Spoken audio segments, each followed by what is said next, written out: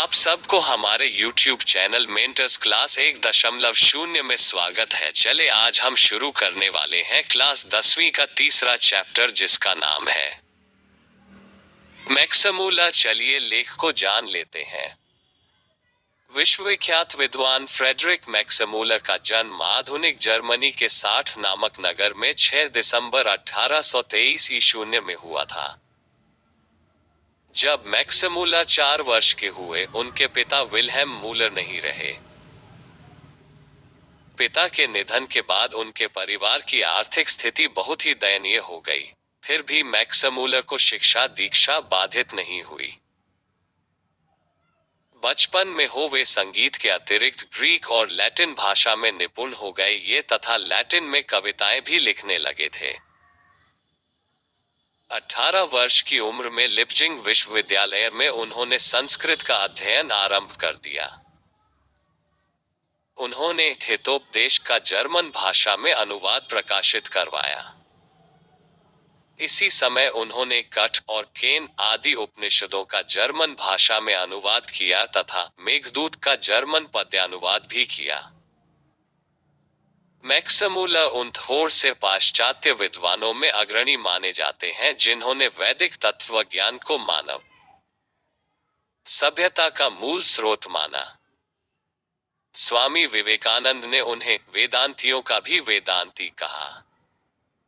उनका भारत के प्रति अनुरग जगजाहिर है। उन्होंने भारतवासियों के पूर्वजों की चिंतन राशि को यथार्थ रूप में लोगों के सामने प्रकट किया।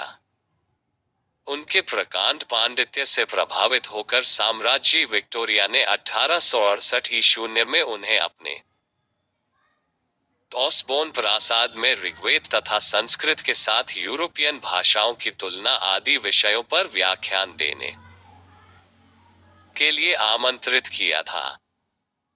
उस भाषण को सुनकर विक्टोरिया इतनी प्रभावित हुई कि उन्हें नाइट की उपाधि प्रदान कर दी, किंतु उन्हें यह पदवी अत्यंत तुच्छ लगी और उन्होंने उसे अस्वीकार कर दिया। भारत भक्त, संस्कृतानुरागी एवं वेदों के प्रति अगाध आस्था रखने वाले फ्रेडरिक मैक्समूलर का 28 अक्टूबर सन 1900 ईशून्य में निधन हो गया। प्रस्तुत आलेख वस्तुतः भारतीय सिविल सेवा हेतु चयनित युवा अंग्रेज अधिकारियों के आगमन के अवसर पर संबोधित भाषणों की श्रृंखला की एक कड़ी है। प्रथम भाषण का यह अविकल रूप से संक्षिप्त एवं संपादित अंश है जिसका भाषांतरण डॉक्टर शून्य भवानी शंकर त्रिवेदी ने किया है। भाषण में मैक्समूलर ने भारत की प्राचीनता और विलक्षणता का प्रतिपादन करते हुए नवागंतुक अधिकारियों को यह बताया कि विश्व की सभ्यता भारत से बहुत कुछ सीखती और ग्रहण करती आई है। उनके लिए भी यह एक सौभाग्यपूर्ण अवसर है कि ये इस विलक्षण देश और उसकी सभ्यता संस्कृति से बहुत कुछ सीख जान सकते हैं।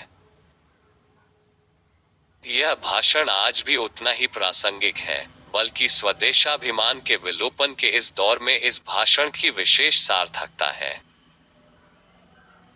नई पीढ़ी अपने देश तथा इसको प्राचीन सभ्यता, संस्कृति, ज्ञान साधना, प्राकृतिक वैभव आदि की महत्ता का प्रामाणिक ज्ञान प्रस्तुत भाषण से प्राप्त कर सकेगी। भारत से हम क्या सीखें? सर्वविध संपदा और प्राकृतिक सौंदर्य से परिपूर्ण कौन सा देश है? यदि आप मुझे इस भूमंडल का अवलोकन करने के लिए कहें तो बताऊंगा कि वह देश है भारत। भारत जहां भूतल पर ही स्वर्ग की छटा निखर रही है। यदि आप यह जानना चाहें कि मानव मस्तिष्क की उत्कृष्टतम उपलब्धियों का सर्वप्रथम साक्षात्कार किस देश ने किया है और किसने जीवन की सबसे बड़ी समस्याओं पर विचार कर उनमें से कईयों के ऐसे समाधान ढूंढ निकाले हैं कि प्लेटो और कांट जैसे दार्शनिकों का अध्ययन करने वाले हम यूरोपियन लोगों के लिए भी वे मनन के योग्य हैं, तो मैं यहाँ भी भारत हो का नाम लूंगा। और यदि यूनानी, रोमन और सेमेटिक जाति के यहूदियों को विचारधारा में हो सदा अवगाहन करते रहने वाले हम यूरोपियनों को ऐसा कौन सा साहित्य पढ़ना चाहिए जिससे हमारे जीवन का अंतरतम परिपूर्ण अधिक सर्वांगीण, अधिक विश्वव्यापी, यूं कहें कि संपूर्णतया मानवीय बन जाए। और यह जीवन ही क्यों, अगला जन्म तथा शाश्वत जीवन भी सुधर जाए, तो मैं एक बार फिर भारत ही का नाम लूंगा।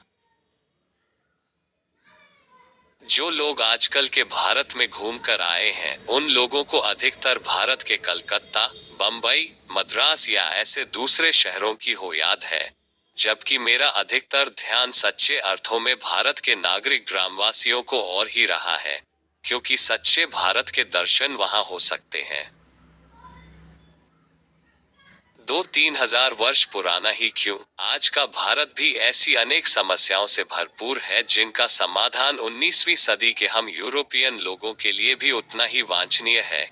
केवल हमारे पास उस भारत को पहचान सकने वाली दृष्टि की आवश्यकता है। यदि आपको अभिरुचि की पैठ किसी विशेष क्षेत्र में है, तो उसके विकास और पोषण के लिए आपको भारत में पर्याप्त अवसर मिलेगा। यदि आपने उन बड़ी बड़ी समस्याओं में रुचि ली हो, जिनके बारे में अपने यहाँ के श्रेष्ठतम विचारक सोच विचार किया करते हैं, तो आपको अपने भारत प्रवास को ज्ञान विज्ञान के क्षेत्र से निर्वासन समझ लेने की कोई आवश्यकता नहीं। यदि आप भू विज्ञान में रुचि रखते हैं, तो हिमालय से श्रीलंका तक का विशाल भूप्रदेश आपकी प्रतीक्षा कर रहा है। यदि आप वनस्पति जगत में विचरना चाहते हैं, तो भारत एक ऐसी फुलवारी है जो एकज जैसे अनेक वनस्पति वैज्ञानिकों को अनायास ही अपनी ओर आकृष्ट कर लेती है।